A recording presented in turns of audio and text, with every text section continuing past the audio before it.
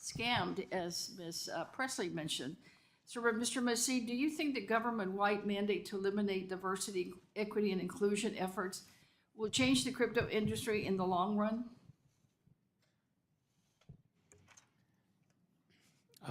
That's a good question, Congresswoman. 777.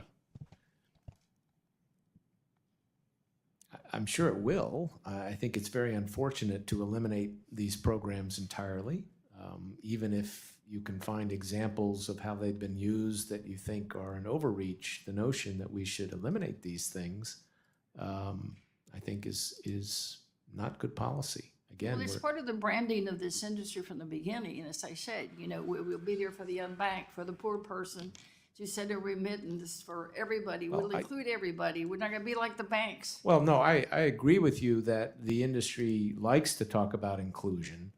I don't think we've seen that much of that. And to your question about stablecoins, who's using them for remittances and so forth, you know, we might see that use case develop. The fact is stablecoins are mostly used today for trading crypto.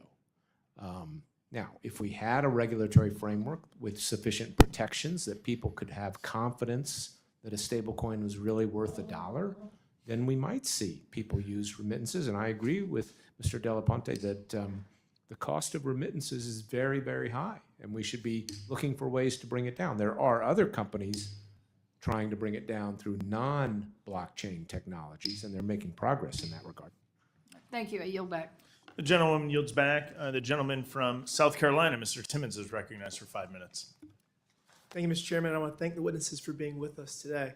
Over the past 4 years, under the Biden administration and Chair Gensler, innovation within the digital asset sector has been driven out of the United States. Numerous groundbreaking blockchain companies with potential to transform our economy have relocated to jurisdictions with well-established regulatory frameworks. Meanwhile, international competitors have gained a distinct competitive advantage, while American businesses in this space were essentially dismissed by the administration with the message to simply go away. Mr. Fernandez-Duponte, as an American company, how has PayPal's digital currency business been affected by the absence of regulatory certainty over the past several years? Corey, 777, bro.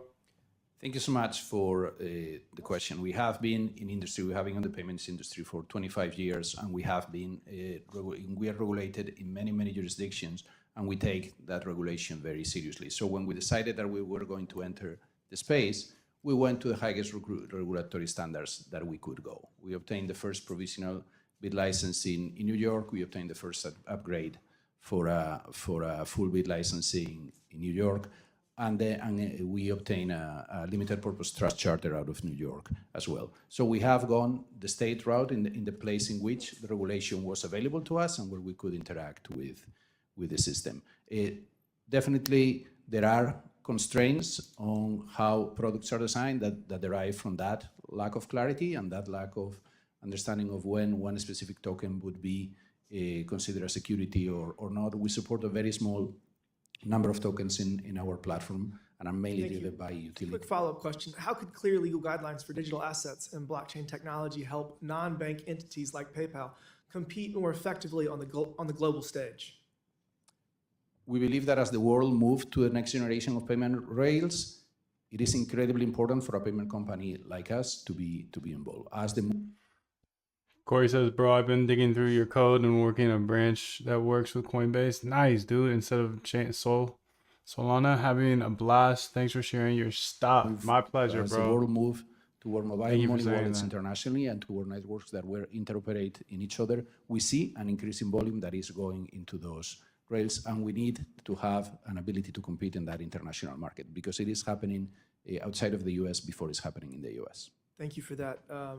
Mr. Yaham, how about for Kraken? What would your answer be? How would clear legal guidelines help assist competitiveness of the U.S. economy? Thank you for